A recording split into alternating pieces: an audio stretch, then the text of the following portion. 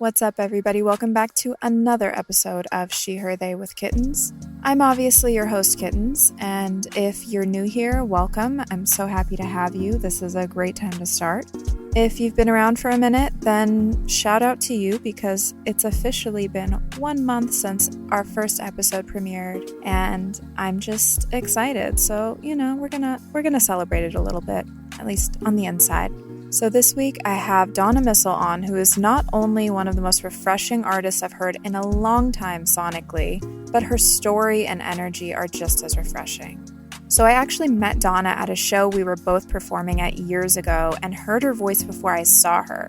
Like literally, I was just backstage, heard this person singing so powerfully and was just like, what? Who is that? And had to run out just to see what was going on. I hadn't heard of her before that and was just absolutely blown away. In this episode, we talk about the evolution of language and how the expansion of terminology has helped people explain and explore their identities better, how homeschooling as a child in an open, supportive family gave her the freedom to explore her identity without any social pressures, and cats, because honestly, why would I pass up on a chance to talk to somebody who actually likes them or has one? Let's get into it. Just a reminder that since language around identity is very nuanced and ever-evolving, some terms here may become outdated. This is meant to be a safe and inclusive space, so I'm going to do my best to constantly learn and stay on top of changes.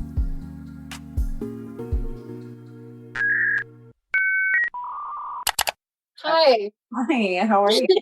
I'm good. It's good to see you in person. Oh, I know. I feel like I don't think I've seen you since I met you. No, I literally think we haven't seen each other since.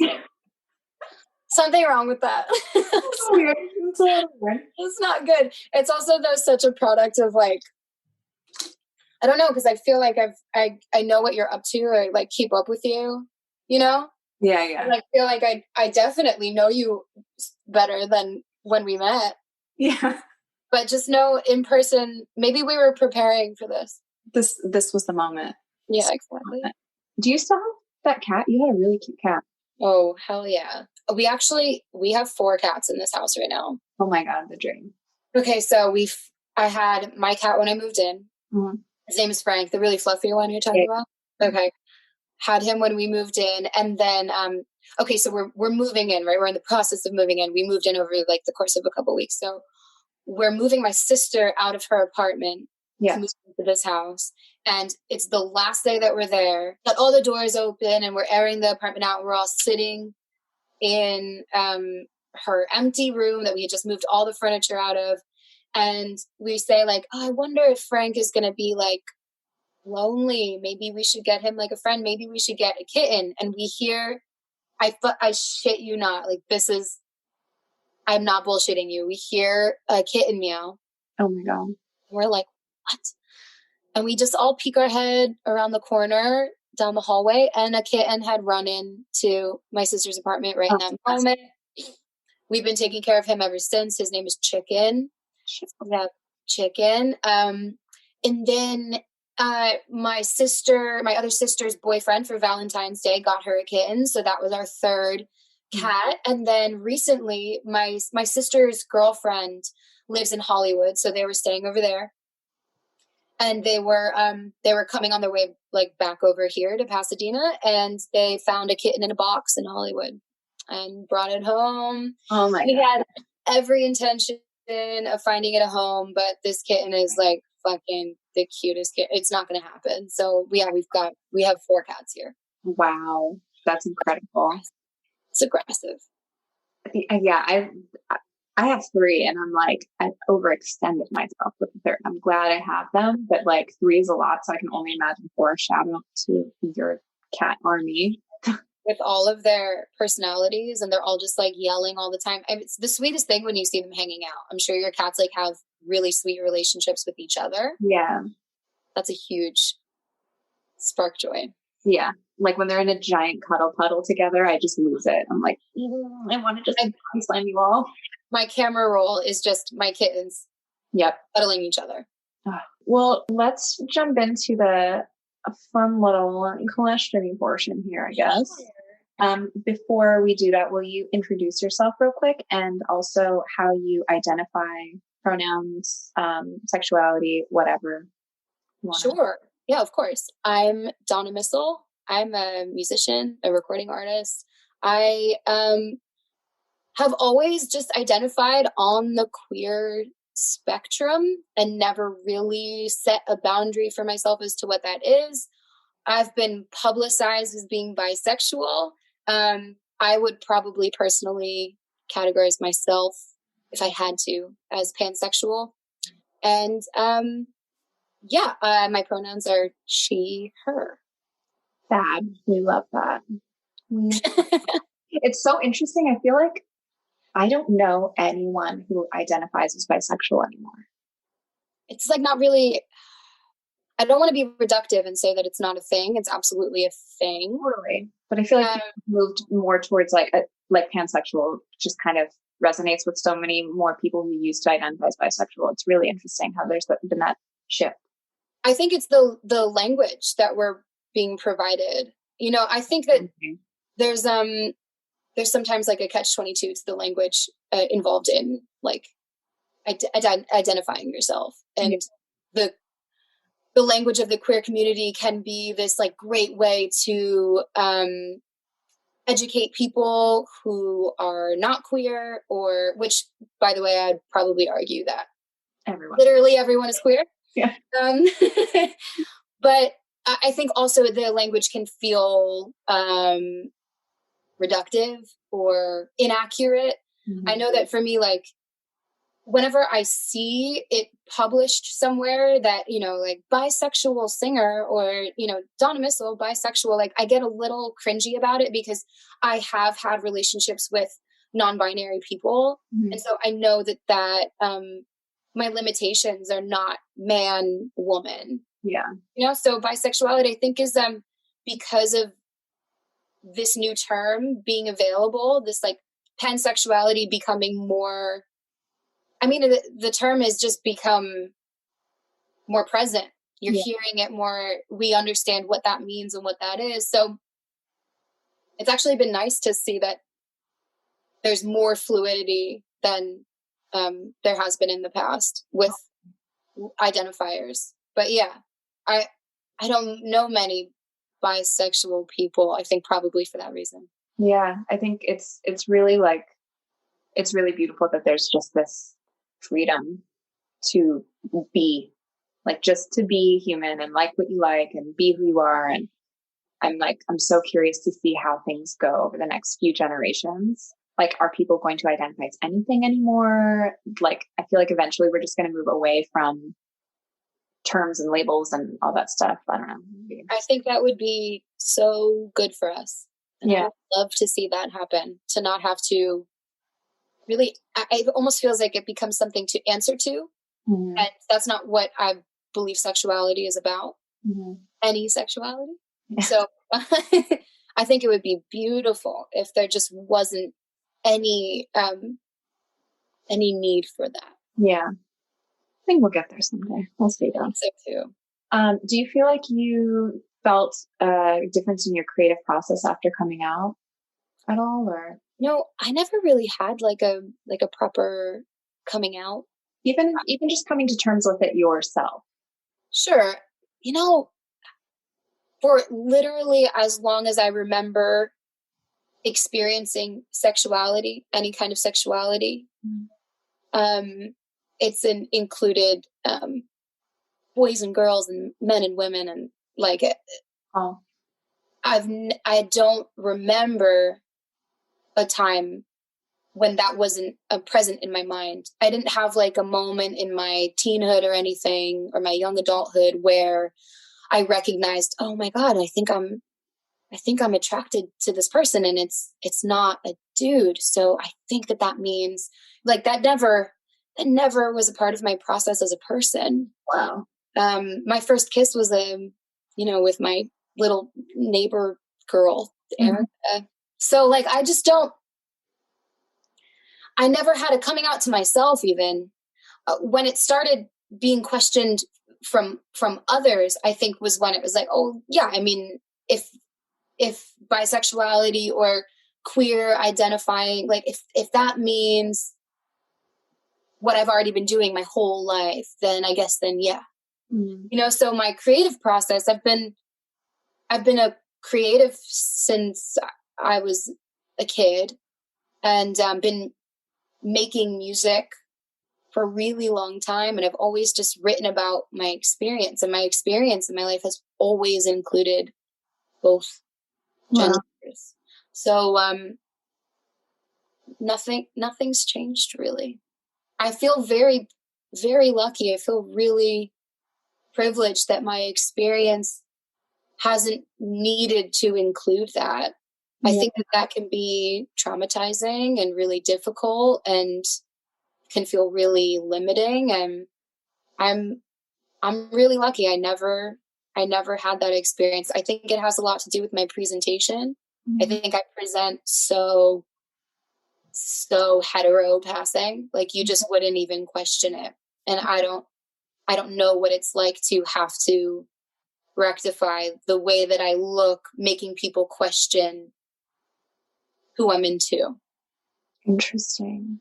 Wow. I feel like everyone I know has had some like major point of like, oh my God, like light bulb moment, or like putting the pieces together. So it's really interesting to hear like such a different experience.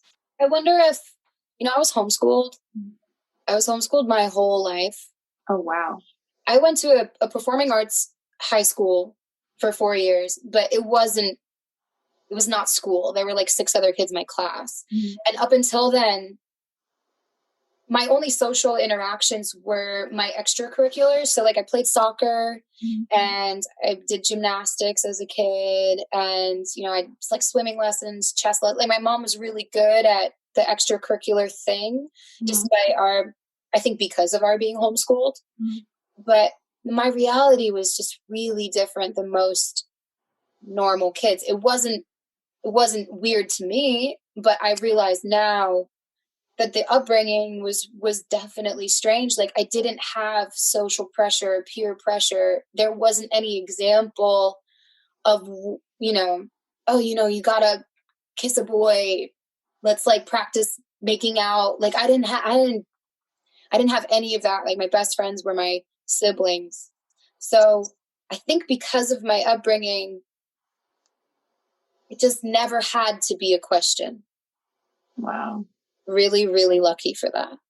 Yeah, that's incredible. Shit. I'm happy for you. That's amazing. I mean, hopefully I feel like that's how, like, in my head, how things will be in the future when there's like accepting, loving energy for everybody, instead of this like, now you gotta pick one. Like, what are you? Pick a box. This whole thing. I hope so. It's fluid free. Yeah. I think it's really important that I don't try to, just because I identify as queer, that I don't like take on the role of someone who's been oppressed by my sexuality. Because while I have certainly faced oppression, I'm a woman, so I have experienced what that is. Yeah. But in terms of my queer identity, I think it's really important for me to recognize the position of privilege that I've been in for my entire life, which is that I've never had to answer to someone or been made to feel like I don't belong or like I'm wrong, or that that it makes me less of a woman or of a person. Like, that has not been my experience. And I think it's really important that whenever talking about queerness, I don't adopt oppression, because it's just not what my experience has been. And it doesn't have to be, and it shouldn't be. But it's important for me to recognize that the experience that I've had is very singular, and it has not been the experience of most queer people. Yeah. I mean, it's so nice to hear that, though, like to hear a story that is not sad or like hard or traumatic or, I don't know, just like, I feel like secondhand, like phantom peace from That's that. awesome. That's awesome. I mean, I think that the hope in doing things like this, in talking about queerness, in representing queerness, that to normalize something means covering all bases, all experiences. And I want this to be the normal experience for everyone, that there doesn't have to be some traumatic coming out, that you don't have to live your life in fear, that you don't have to feel like people are not going to accept you, that it's just, you can just be, and it's all good. Wow, that's fire. I really do hope that like I feel like so many people are so scared of accepting their identity or of coming out or sharing, and they're scared of, you know, the majority of traumatic things that could happen, but also there's like, things could just be chill. Things could just be normal. Like I was watching, have you watched Schitt's Creek? Oh my God. Yeah, of course. I'm all caught up.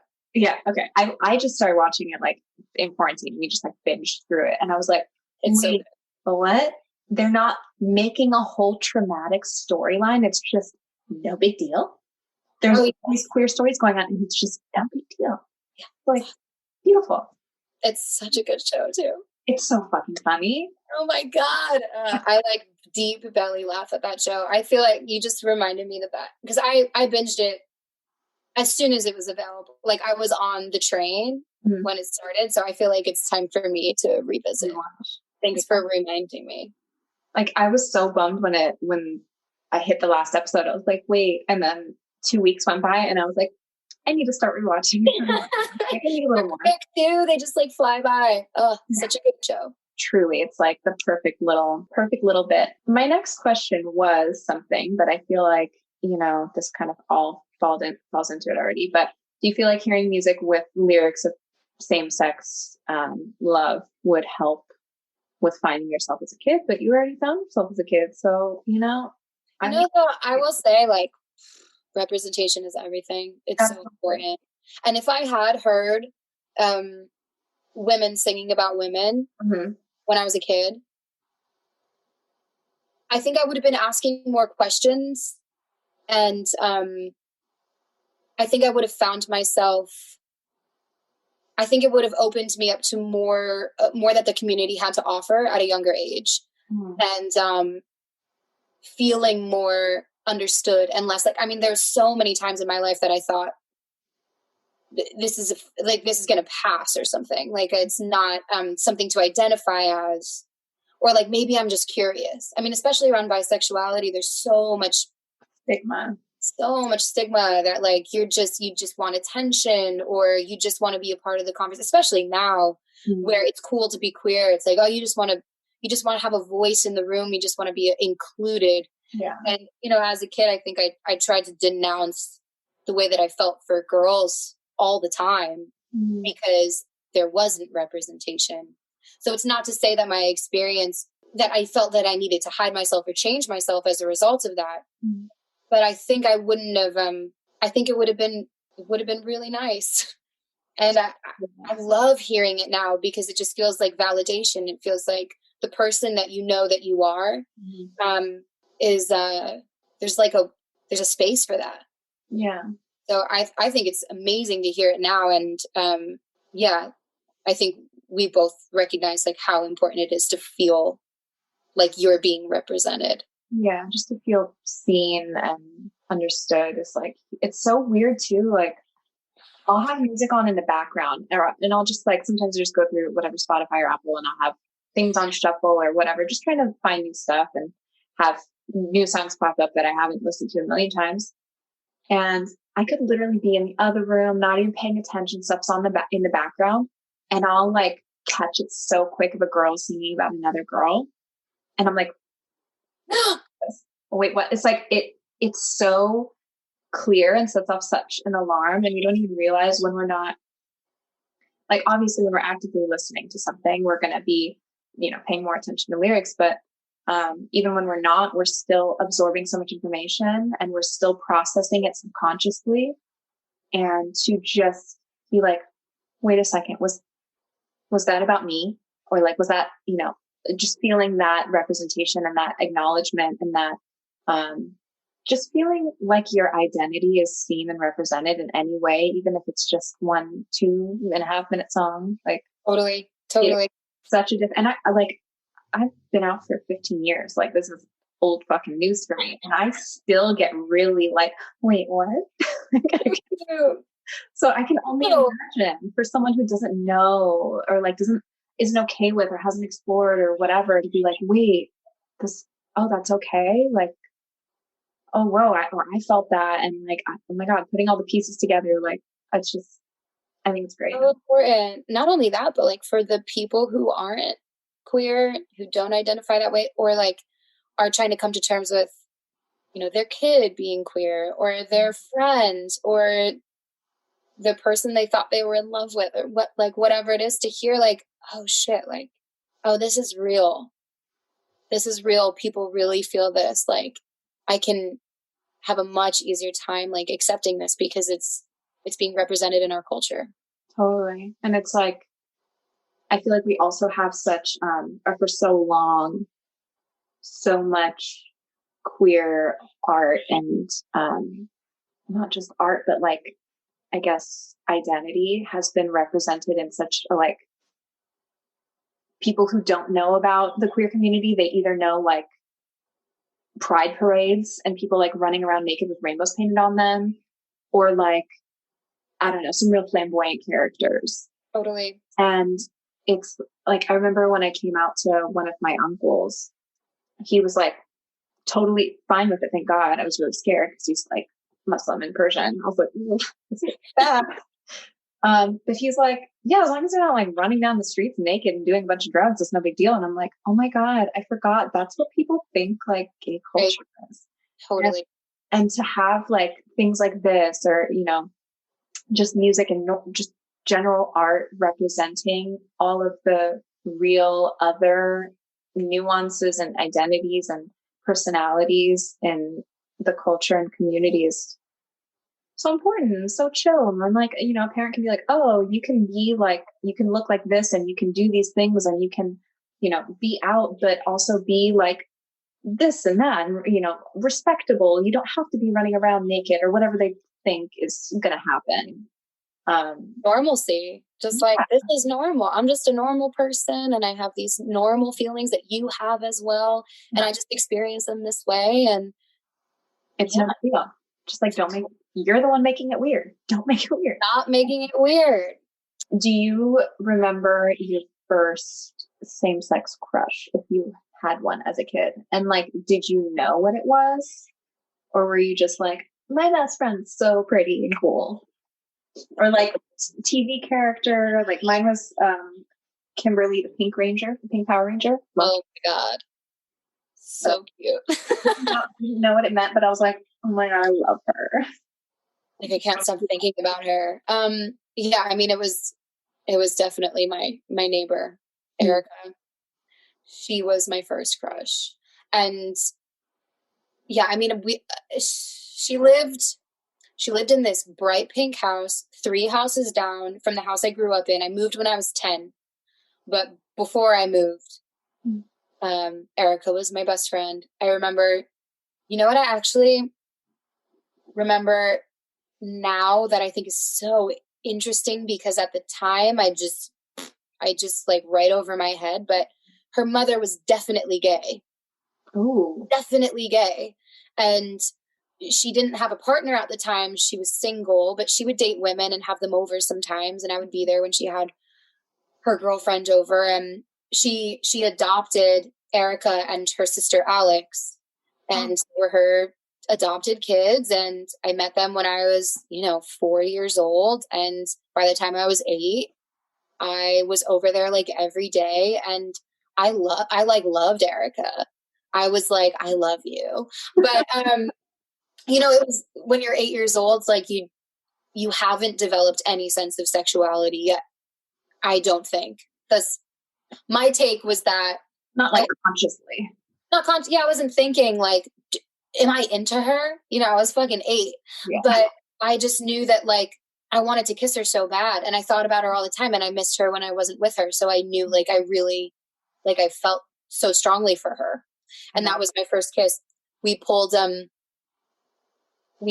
baby pool over our heads and kissed under the baby pool. Oh my God. I will never forget moments with this person that, I mean, I don't remember shit else about being like an 8-year-old, but I just have these vivid memories with this girl, Erica. Yeah. It was my first crush like ever. So I wonder if that had something to do with just the normalcy of it all, like throughout my life.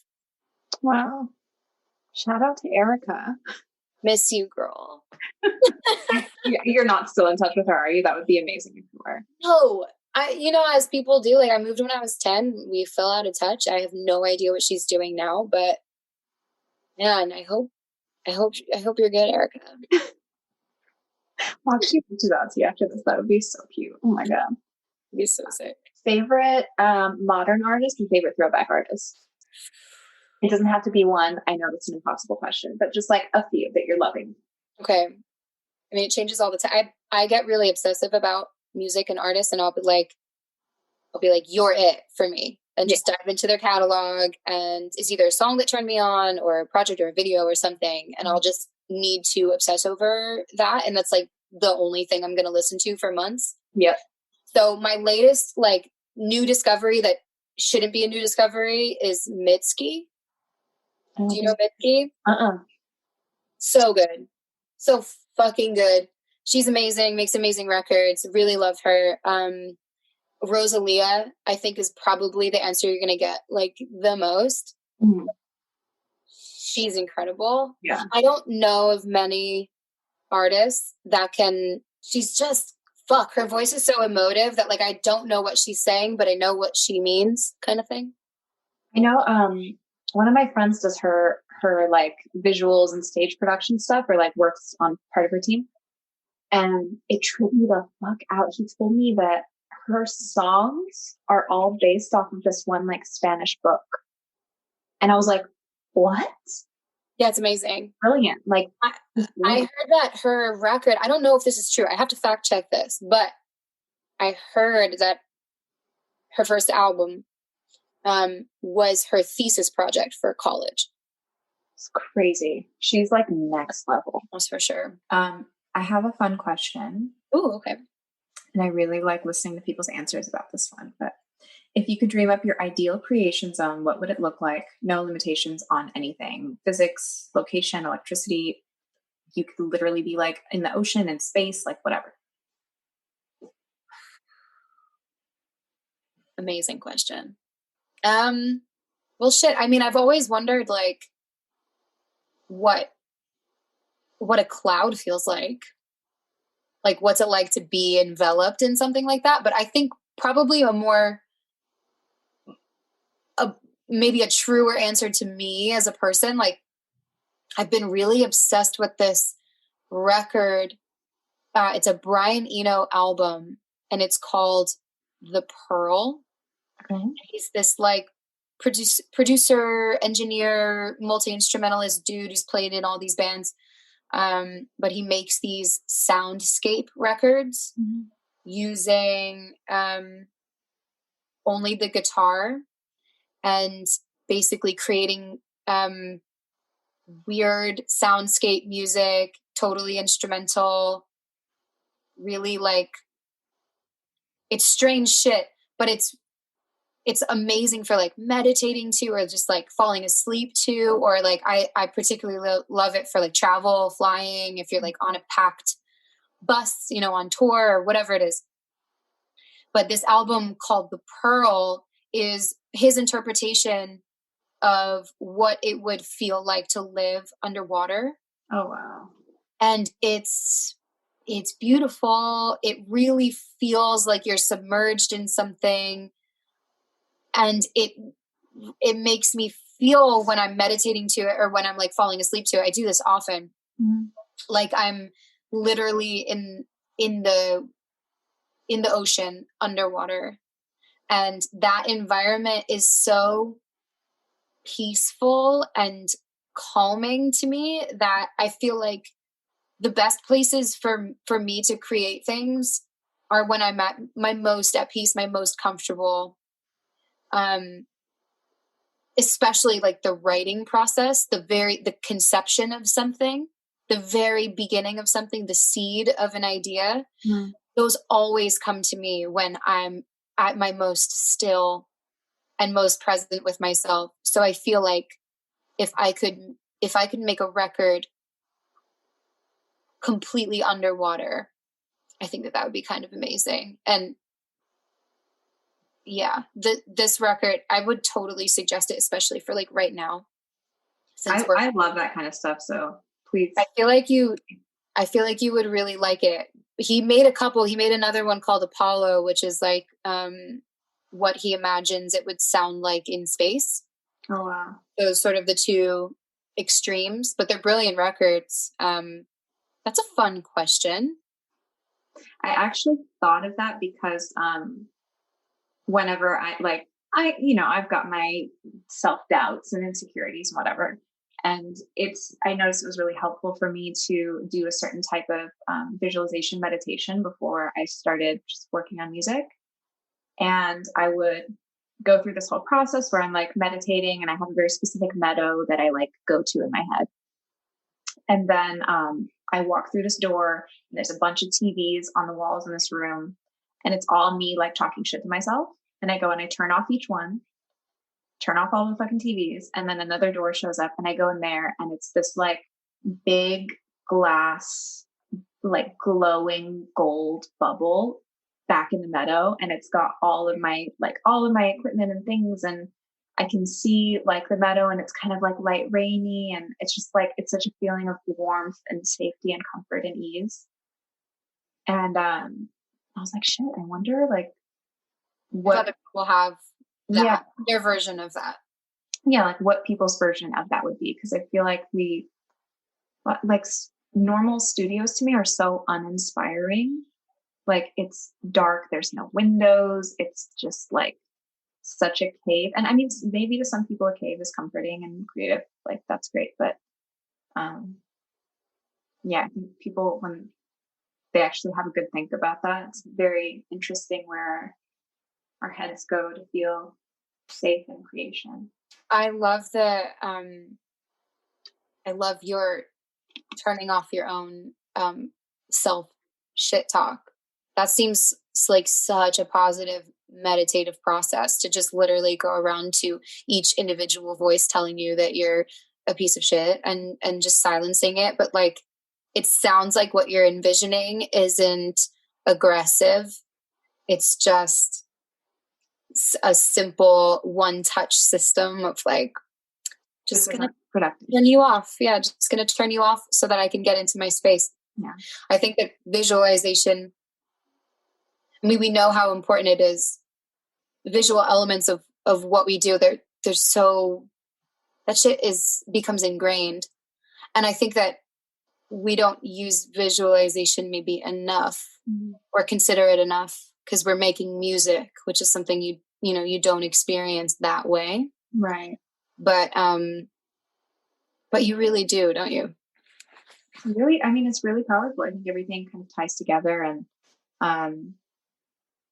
even if we're just thinking about sounds look and taste and feel different ways. So why wouldn't we explore that and use our other senses to manipulate and improve or whatever we need to, or inspire? Like, why not use it? Yeah, totally. Oh, I love that question. I've never been asked something like that before. Oh, fun. Good. I was like, you always get asked the same fucking questions in little interviews, and I'm like, God, those are so boring. Just like, you just read my last one. Literally, just like Google answers. I actually have such an aversion to giving the same answer to the same question. Like, I realize that it's not important. Like, it's not a big deal to be like, oh, if you're going to ask me the same question, I have an answer for that. but my personality is like, I need to come up with something different, even if it's just a different way of explaining it, even if it just like presents some kind of challenge to me to like think outside of what my standard answer might be.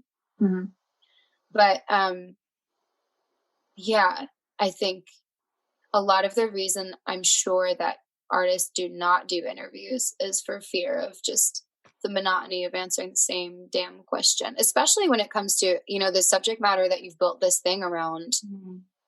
Those questions are like incessant. They're like in basically every interview. I'm sure you've experienced this through your entire career. Yeah. But just this, especially when you're doing something for a queer specific publication. Yeah. It gets kind of echo chambery. Yeah. And you find that it's not really doing the thing that I think it hopes to do, which is to educate and normalize and create space, but it ends up just sort of like speaking to other queer people about what it is to be queer, people who already understand and know and get it. Like they don't need the education. They don't need that same answer to that same question. Yeah. So they just want to see like and hear people that they fuck with talk about whatever. Yeah. And to just remember that like queer art is just art. Yeah. It just is. It's not a gay artist. It's just an artist. Like they're not, you know, bisexual recording art. Like that's not I just make music. Yeah.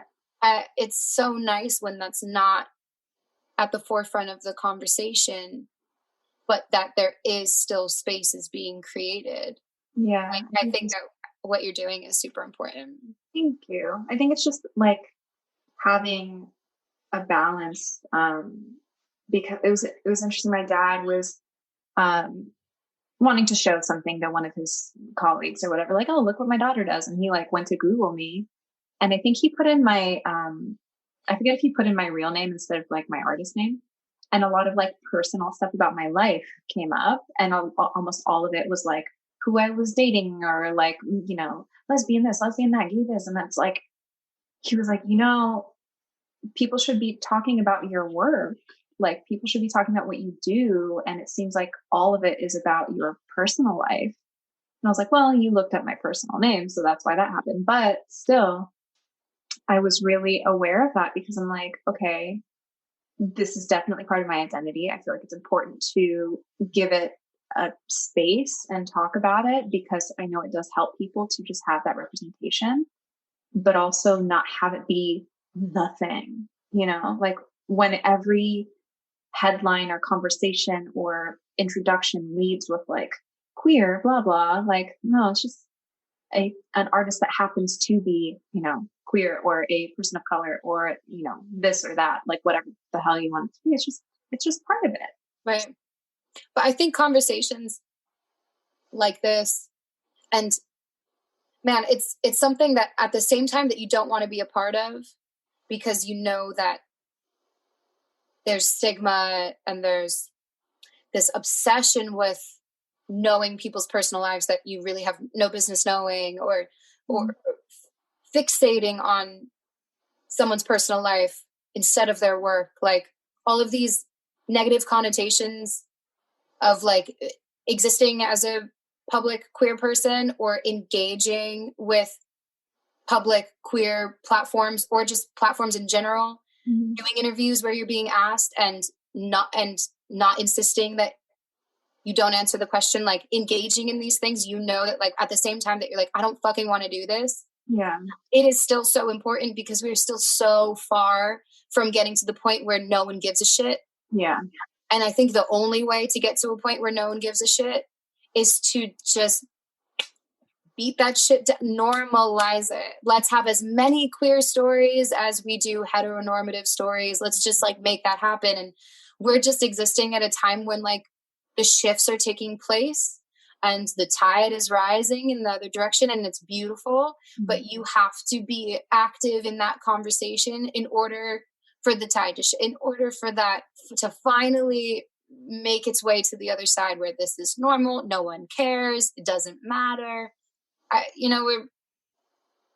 queer culture, queer identity has been oppressed for so long. If you want to get to the other side of that, like, you got to talk about it. So, double-edged sword, but I'm looking forward to a time when it's so irrelevant to people that it would be in bad taste to question who someone is into. Yeah. Well, I won't take up any more of your time. What else do I need to do? Oh, we need to take a picture. Okay. 1, 2, 3. All right. Well, have a good night and say hi to all your kittens and also. I will. Same to you. I'll talk to you soon. All right. Bye. Thanks so much for tuning into She, Her, They. Make sure to subscribe wherever you listen to podcasts and on YouTube for video from this episode. Join us at She, Her, They on Instagram, and if you want to give me a lurk, you can find me across all social media at I Am Kittens. Yes, that's like baby cats with an S at the end. We'll catch you next time.